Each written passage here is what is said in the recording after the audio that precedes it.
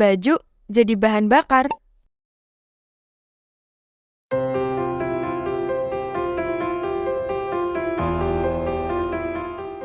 Saat ini, tren fast fashion sedang mendunia. Hal ini berdampak terhadap perilaku konsumtif masyarakat untuk berbelanja pakaian. Akibatnya, sebanyak 60% konsumen membuang pakaiannya setahun setelah membelinya. Jika hal ini terus berlanjut, apa yang akan terjadi? Pada tahun 2020, tercatat sekitar 18,6 juta ton limbah tekstil dibuang begitu saja di tempat pembuangan akhir. Apabila terus berlanjut, diperkirakan pada tahun 2050 lebih dari 150 juta ton limbah pakaian akan berada di sana. Biasanya, limbah tekstil akan diolah dengan proses pembakaran atau dibuang begitu saja. Namun, metode pembakaran ini justru memperparah kondisi lingkungan karena menghasilkan karbon dioksida, metana, dan gas rumah kaca lainnya yang menurunkan kualitas udara. Selain mencemari udara, limbah tekstil membutuhkan waktu ribuan tahun untuk terurai. Bahkan setelah terurai, zat kimia dari pakaian akan diserap oleh tanah dan mencemari air tanah. Untuk itu, Atiol, Attire for Bioethanol, hadir sebagai solusi tepat untuk mengatasi isu-isu tersebut. Bersama Atiol, kita mampu mengolah limbah tekstil campuran katun polyester PET atau polikaren dengan degradasi menggunakan metode biologis, yaitu dengan memanfaatkan enzim selulase dari kultivasi jamur Aspergillus niger. Hasil dari proses ini berupa bioetanol yang berpotensi sebagai bahan bakar terbarukan.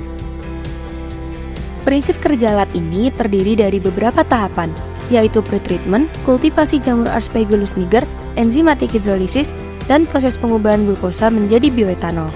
Pada tahap pretreatment, limbah tekstil akan diubah menjadi kain yang lebih kecil.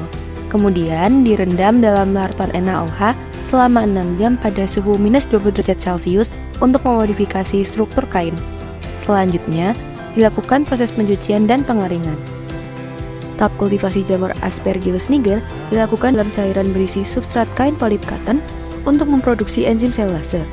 Limbah tekstil yang sudah melalui tahap pretreatment akan dicampur dengan enzim selulase untuk dilakukan proses hidrolisis dan fermentasi dengan metode spartan hydrolysis and fermentation pada suhu 45 derajat Celcius selama 7 hari. Pada tahap ini, komponen PET akan difiltrasi dan dapat diproses menjadi benang kembali untuk industri tekstil. Sementara itu, komponen katun akan terkonversi menjadi glukosa yang akan diolah menjadi bioetanol melalui fermentasi dengan Saccharomyces cerevisiae pada suhu 32 derajat Celcius selama 24 jam untuk melepaskan karbon dioksida dan mengkonversi glukosa menjadi etanol.